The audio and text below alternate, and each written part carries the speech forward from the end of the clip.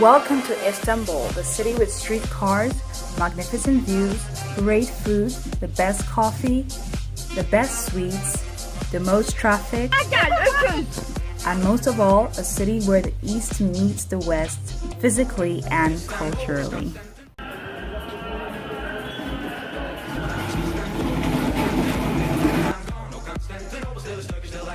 I am full. We saw all the food I had. I can't believe I had that much. Although it was in tiny quantity, it was so filling and delicious. I instantly fell in love with Istanbul at that moment. My neighborhood in the Beyoğlu area, I like it because it has a lot of shops, but I don't like it because it's hilly and I have to climb on the worst hill and use this umbrella as my walking stick. All the Turks were laughing at me, but I don't care, I gotta survive. This is also cool that we have the tower, the Galata Tower, and all these cars, they drive down these hills. Even motorcycles, I don't understand. But there's a lot here to eat, to buy. I think some of the things might be pricey, some items, but in general, they're not too bad. Alright, so I'm walking through the Galata Bridge. It's really gorgeous. I almost fell down. This place is so slippery. I can see why people wear really, I don't know, combat looking boots, because this place is slippery and hilly.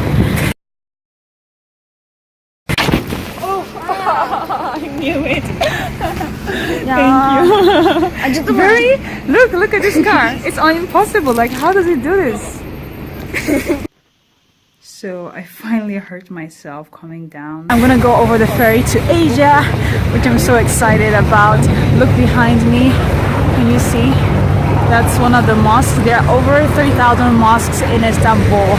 And I'm gonna get on one of the ferries that you see over there. You see? Yeah? I'm gonna go there. Yeah.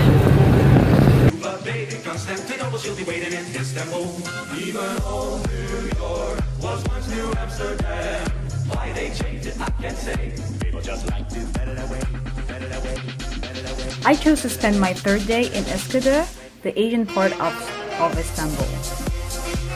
But first I had to cross the road. This doesn't seem like a big deal, but in Turkey, no one follows the traffic rules. I'm not used to this way and I wasn't then, so I just tagged along with these schoolgirls. This is my friend.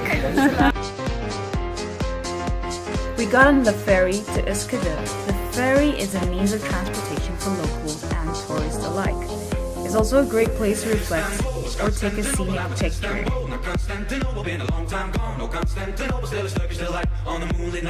Every gal in Constantinople is in Istanbul, not Constantinople. So if you've a date in Constantinople, she'll be waiting in Istanbul. Our first stop was at the Mimar Sinan Mosque. My friend had to show me the gorgeous ceiling design there. The Imam was giving lectures there as well while we were exploring the mosque.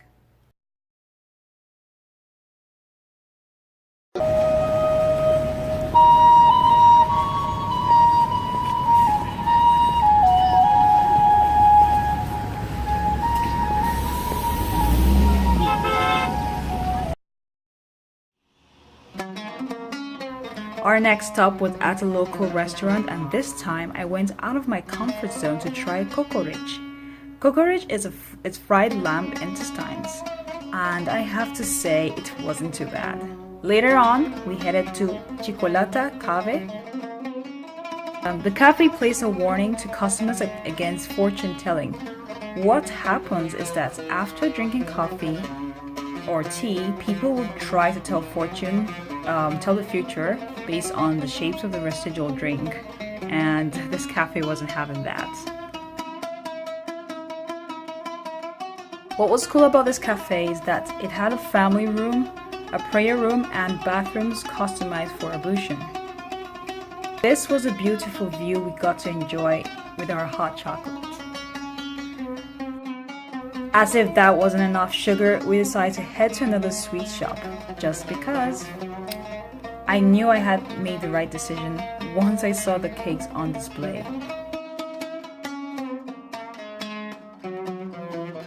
What were my thoughts on their sweets?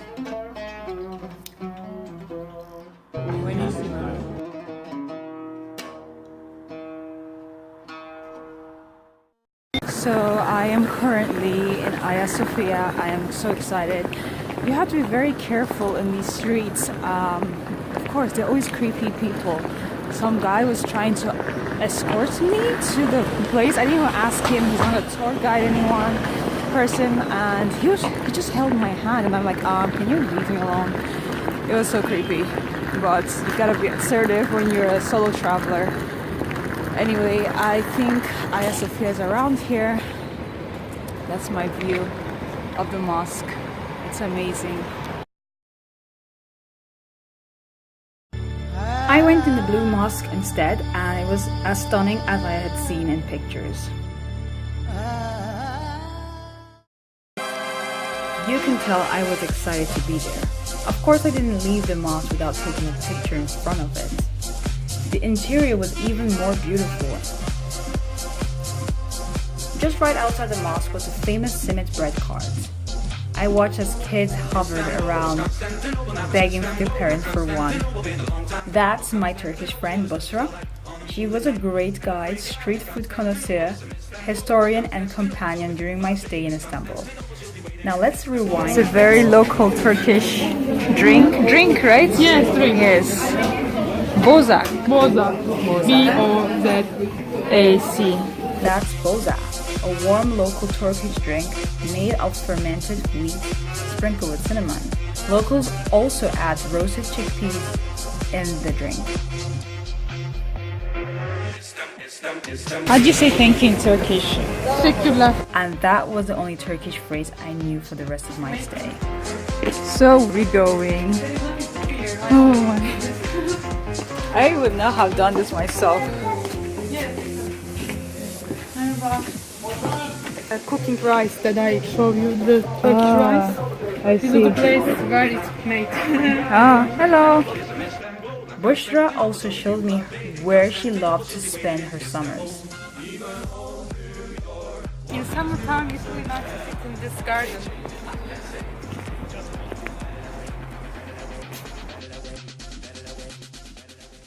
We explored the Süleymaniye Mosque.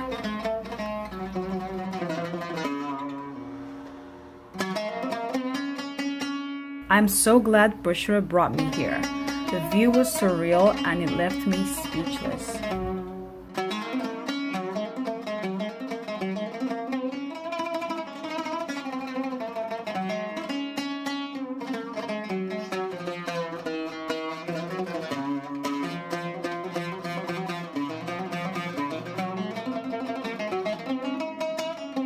We ended our day at Bushra's favorite cafe. I have to tell you, the tea there was one of the best I've ever had in my life. For 3 days, I spent around $63. Here's the breakdown. Part 2 of my Istanbul trip will include more local and budget-friendly trips. Subscribe to my channel and be the first to watch it. I want to travel.